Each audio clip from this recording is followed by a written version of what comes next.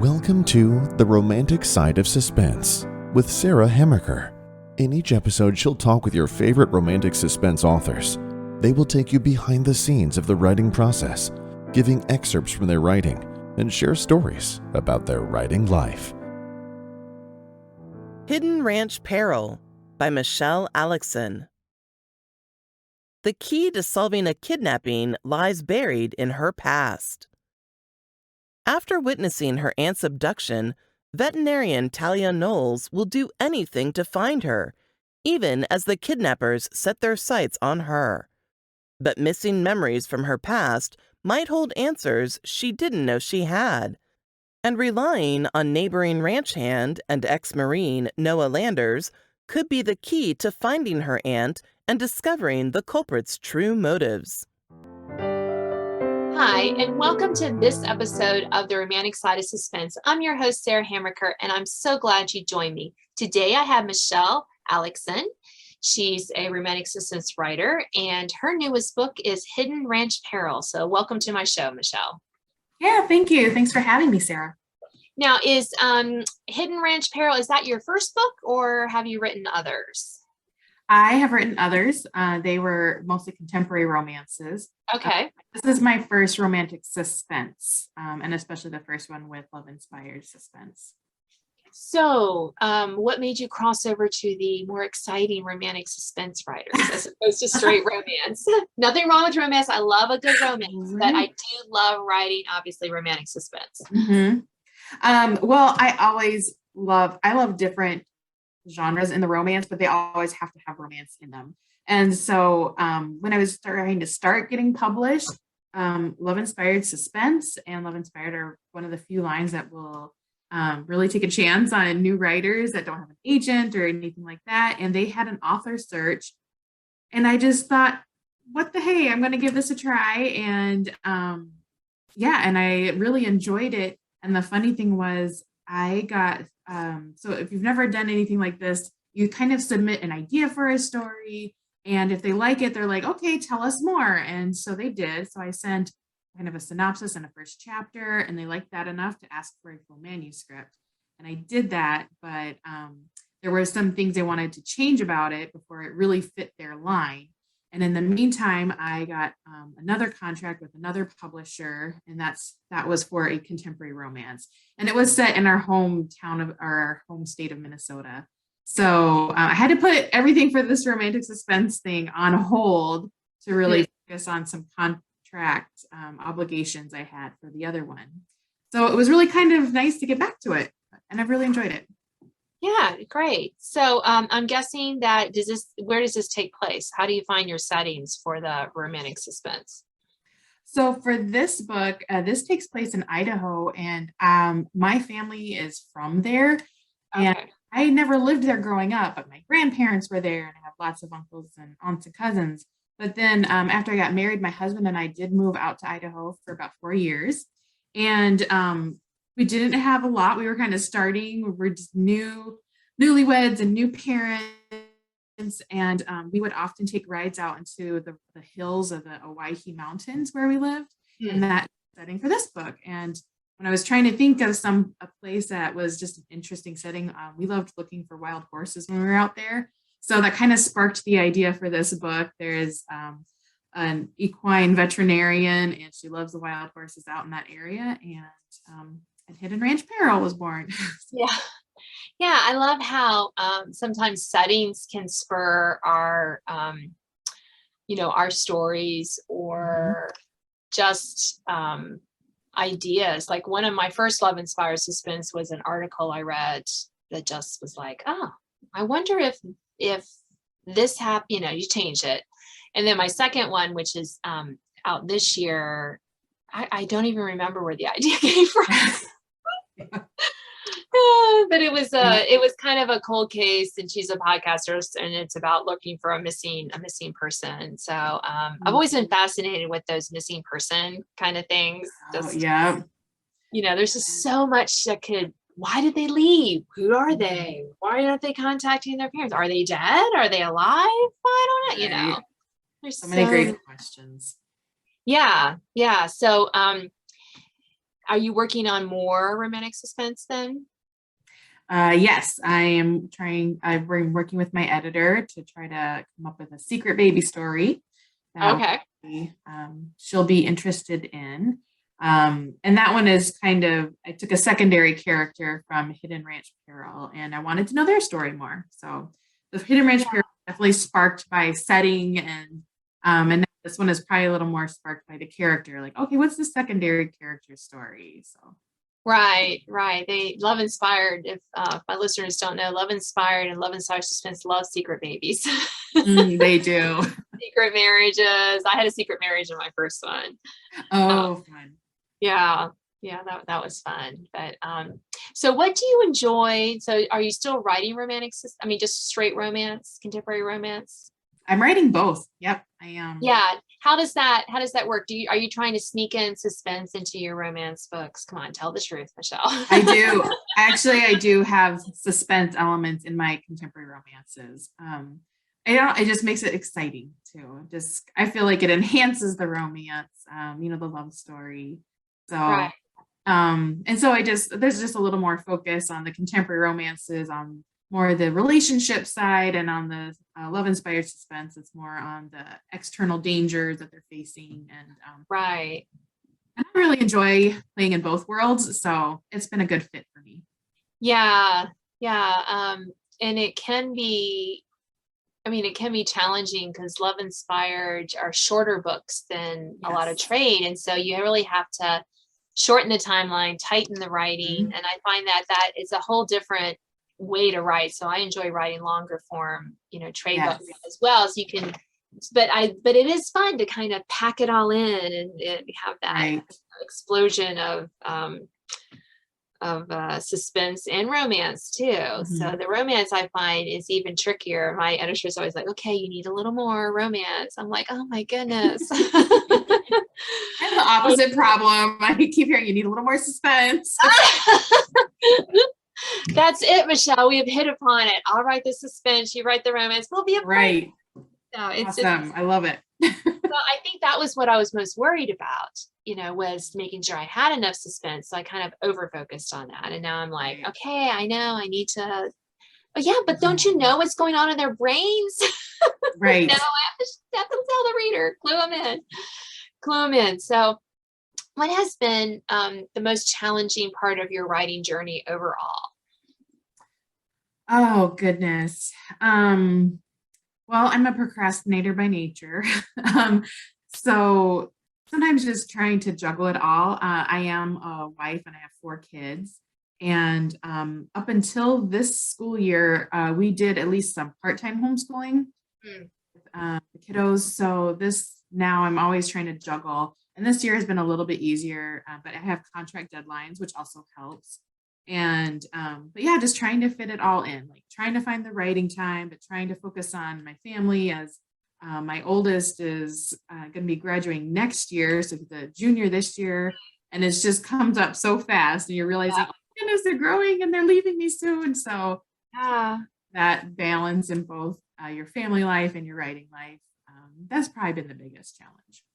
Yeah, it is. I have 4 kids as well and a preschool foster kid, but all mine I have one in college, one graduating. So you're right in the thick of it too.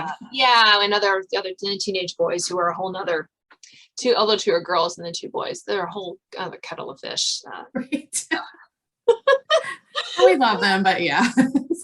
Yeah, they're fun. They're fun. So lots of fun with them. But it is, kind of challenging to find that time to write, even though mine are more self-sufficient, well, except for the preschool foster kid. But yeah, it can be challenging to find that time to write. I find if I don't do it first thing in the morning before I check my email, I don't get to it. Right. Then the kind of trying to market your books and your author, those are like my least favorite tasks. I love connecting with readers, but trying to deal with like social media accounts and email kind of things.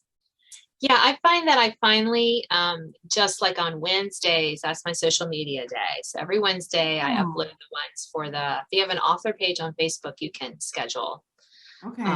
which and for Instagram too. So Mm, I'm finally on Instagram because I don't have to do it through my phone. nice. I know that was a little challenging. Yeah, I know people really love Instagram. I'm just not a visual person that I wanted to do that anyway. But because you're right, because I want to make sure that I have my writing time and the other stuff is not bleeding over, but you need to have you know, you have to do the social media and you have to do the newsletter, which I love doing. I just have to make sure that I just schedule it all on my Google Calendar so I don't forget. And then it reminds me. So Yeah. Oh, yeah. Google Calendar is our family friend. So, yes, yeah, or any kind of calendar. It mhm. makes it that way I'm not forgetting, and then I don't have to use my brain trying to remember what I've forgotten because, Yes. we all forget. It just gets all murky and, and I don't want to, I'd rather spend my time writing and creating those Exactly. lovely worlds where my characters are. Yeah. I find that one of the things that really has challenged me as a romantic suspense writer is how to put my hero and heroine in danger. So how do you come up with ways that are fresh? There's only so many times they can get hit over the head. I mean, let's just be honest. Before you're like, that person their brains are scrambled. Okay. Right. Oh, I guess I have to look at the situation they're in and try to find the potential dangers. Some of the mom instinct is really good for that. Like try to think, okay, kid was in this situation. What would I be worried about? Oh, that's a good idea. Trying to put them, in those situations where, but that is probably my hardest element because I'm all about the relationship. I Yeah. want to know how they're jiving, and so that is a challenge. But I also like to write or watch a lot of like crime shows and things like that. So sometimes those can spark some ideas too. Yeah, and I watch a lot of BritBox, as my listeners know. I'm like obsessed. And they are very interesting because, cops in Britain don't carry guns. They don't. They have like special SWAT teams. They have to like go and check a gun out if they need it. But most of they don't carry guns as part of their regular routine, which is fascinating to me. And so it gives me a lot more, I don't know, they come up with a lot more, I think, unique, tense situations because there's no gun. And then the criminals generally don't have guns either.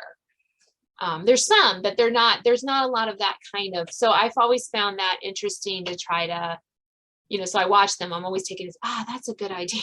Oh, this could happen. Yeah. All right. And because there's no, nobody's shooting at them in general. Right. So there's a bunch of other stuff to come into play. So that can be kind of fun to think through and add that stuff in. So I'll have to try to check that out. Yeah, I know, BritBox. Lovely. So what's your favorite show on there then? Oh, I love Shetland. I love anything Agatha Christie I'll watch because her plots are just so good. I go back and read some of her books just because she's just so good at those plots. Oh golly, I don't know. I've watched almost all the DCI detective, constable, inspectors, I think they're called, shows that there are there. I don't know. I'm always finding new ones to watch, but they're just fun. They're just fun. Any of the under their crime thing is just like fodder for writing, I think. And just, a good way to relax in the evening. Right.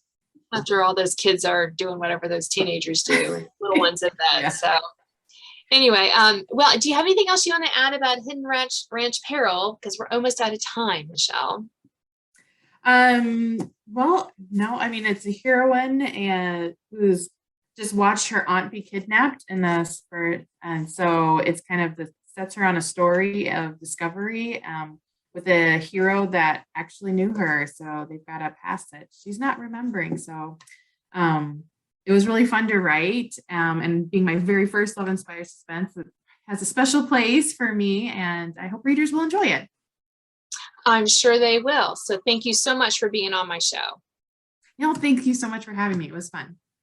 You have been listening to The Romantic Side of Suspense. I'm your host, Sarah Hammerker, and I'm so glad you joined me. I've been talking with Michelle Aleckson, and you can listen to her excerpt from Hidden Ranch Peril right after this.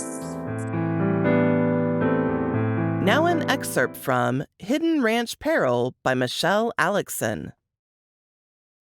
At the sound of a gunshot, Talia Knowles ceased humming and pulled on the reins to keep Peaches from bolting. The Palomino's ears pricked up. She pawed the ground, but stayed. One shot could mean anything. Living in the remote Aui Mountains meant facing any number of pests where a gun came in handy. Rattlesnakes, rockchucks, coyotes. A second shot sounded. Guess Aunt Sally wanted her to come in off the trail. Good thing she was on her way back already. A third shot echoed off the barren, rust-colored hills. Talia's breath caught. Their signal for danger. 3 shots meant run. Run to the neighboring ranch. Talia never questioned the plan when her aunt made it all those years ago.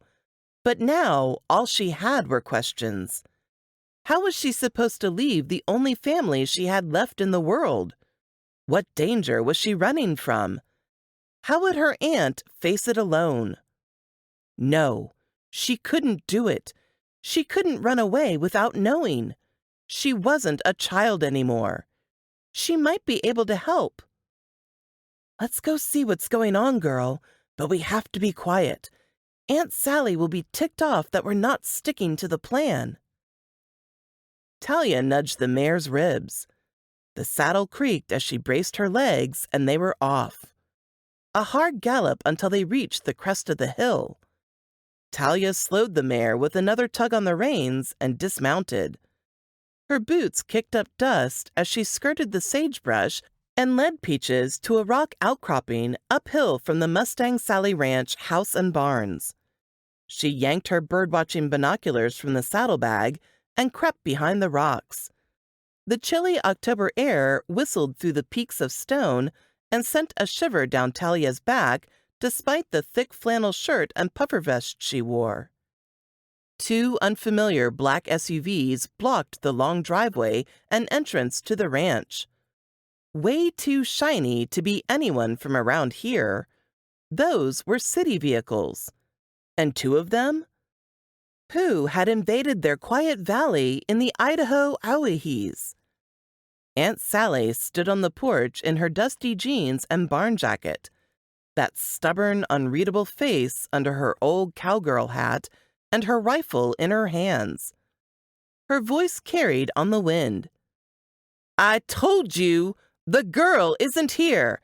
Hasn't been here in years. I don't know where she is. Were they talking about her? Girl? Talia was almost 30. Nothing girly about that. And why would Sally lie about knowing her? She was the only one who really knew her. Who were these men?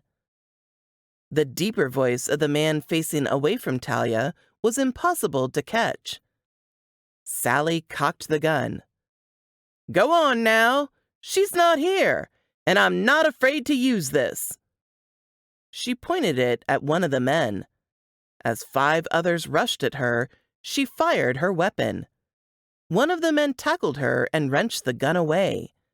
She kicked as another grabbed her legs. He flung her over his shoulder. Sally flailed and punched as he dragged her to the second SUV and threw her in. Sally!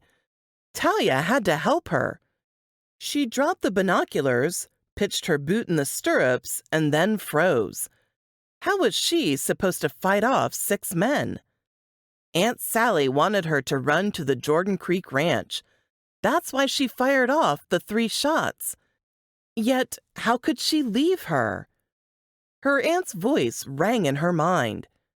No matter what, if you hear those shots, you run. Run to the JC Ranch, got it? Talia grabbed the pommel, hoisted herself up into the saddle, and had the horse moving before her other foot was braced in the stirrup. Hee-yah! Go, girl! As she raced across the desert away from her childhood home, the red hills sped by. Talia leaned further over the saddle, urging Peaches to go faster. They followed the creek trail. the one she'd just taken for her morning ride to enjoy the clear cerulean sky, the crispness of fall finally in the air with the spicy hint of sage. Now she galloped at breakneck speed, focused only on the trail and staying in the saddle. She and Sally had always loved the seclusion out here. But man, what Talia wouldn't do in this moment for some closer neighbors. The galloping hoofbeats matched the thundering pulse in her head. 3 shots. Run for safety. But then what? Help. She needed to get help for Sally. Wonder if this had anything to do with the weird phone call she received from Aunt Sally yesterday. She said she wanted to talk to Talia about something she didn't want to discuss over the phone. But the late foaling of one of her patients meant Talia didn't get to the ranch until her aunt was in bed last night, and the early morning ride had her out before the sun came up, cell phone left behind, useless as it was with such little reception out here in the wild hills. After all those years of safety evacuation plans Aunt Sally drilled into her, they were executing plan number 23. Talia didn't even live on the ranch anymore, having her own cottage in Orchard Springs an hour away, closer to her practice and most of her patients. But that plan they made so long ago was the only thing holding her together now. Guess the plans weren't simply a way to make an anxious kid feel secure, but Aunt Sally's way of helping Talia know what to do in certain situations where most people figured it out naturally. She might not know what to do, but the Polcheski brothers would. She just had to get to their ranch. Talia gave Peaches another nudge. "Run, girl!" Both horse and rider were gasping for air by the time Talia jumped from the saddle and ran to the main Jordan Creek barn. It was quiet, though. Too quiet for a busy horse and cattle ranch in the late morning hours. Where were the brothers? The hands? Anyone? After the bright sunlight, she couldn't see in the dim barn. Time was running out. "Hello?" As her eyes adjusted, an unknown yet striking face poked out of the last stall. She strode up to him. He had dark eyes, dark stubble across a strong jaw, a black cowboy hat, and a dirty plaid shirt stretched across broad shoulders. The man leaned on a pitchfork, and now that she got a better look, there was something strangely familiar in his dimpled smile. "Can I help you?" "Where are Bo and Rob?" "At an auction. Most of the other hands are with them. Are you okay?" "They weren't here?" Talia bent over, hands on her knees, and tried to catch her breath.